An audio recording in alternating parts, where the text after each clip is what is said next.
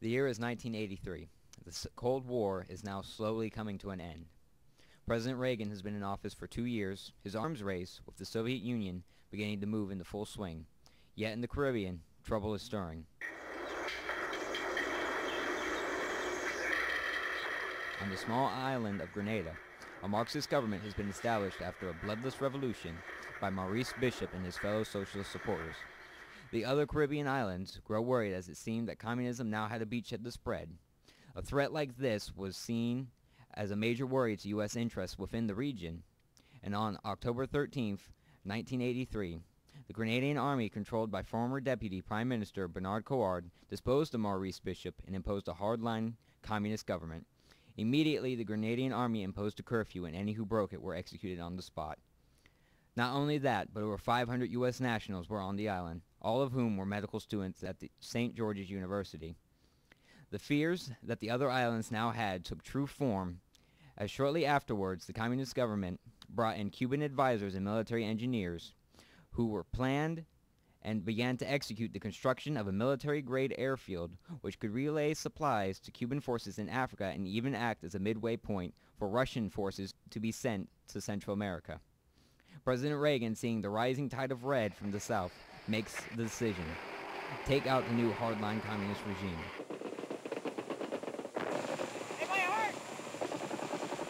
The decision was met with criticism due to overwhelming failure on the military's part with Vietnam.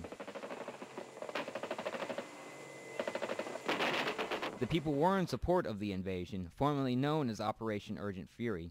However, the media demonized it as the Second Vietnam. At the same time, 2 Italian naturalists who were on the island wake up one morning to a radio blaring. United States paratroopers have invaded Grenada with helicopter gunships.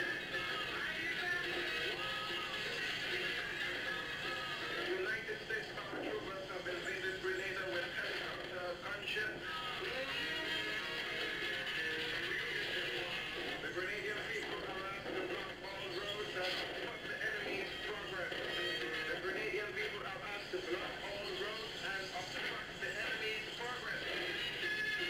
War had come. U.S. Rangers, along with U.S. Marines and Navy SEALs, an army totaling over 7,000, would come on the island over the time period of about a week. The plan was simple. The Navy SEALs, along with the U.S. Rangers, would come in from the south and secure the airfield. The Marines would swoop down from the north, choking off any resistance. However, heavy resistance would come from the Grenadian army and Cuban advisors. In the first 2 days, most of the fighting occurred, and due to logistical errors on part of the military planners of the U.S., certain detachments of the military lacked the proper supplies to fight off Cuban armor, commonly known as APCs, Armored Personnel Carriers. In total, the U.S. lost 19 and 119 were wounded. The Cubans lost 25, with 59 being wounded and 638 captured. Grenadian forces suffered 45 losses and 358 wounded. 24 Grenadian civilians were killed in the action. After the first 2 days, American forces secured the island, locals helping them in an environment that had not fully been prepared for, and logistical error continued to plague the operation as proper rations were not given to the soldiers. However, the locals were there to help them and quickly offered any water and supplies they could to help the liberating American forces. In the end, it was a resounding military victory for the U.S., the first since Vietnam, and also a distraction from an event that had occurred in Lebanon just weeks before, where 250 Marines were killed by a suicide bomber. And on top of all of that, there was a weapons cache that had the abilities to field an entire small army that was found within the premises of the Cuban barracks, so finally cementing the suspicions Reagan had of the Cubans' true intentions. Also, all 500 students from St. George's University returned home safely and were even promised by the government that they would be allowed to continue their studies in the U.S. As the dust settled and the media was allowed onto the island, they learned that the Grenadians themselves loved the liberating American forces, shedding a different light on the military, one of a positive note not seen since before the Vietnam War.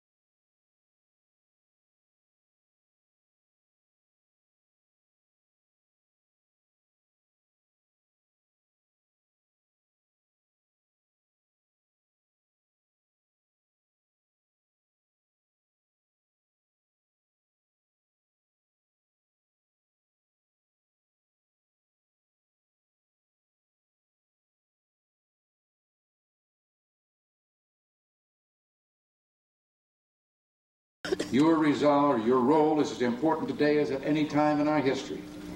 Our hearts go out to the families of the brave men that we honor today.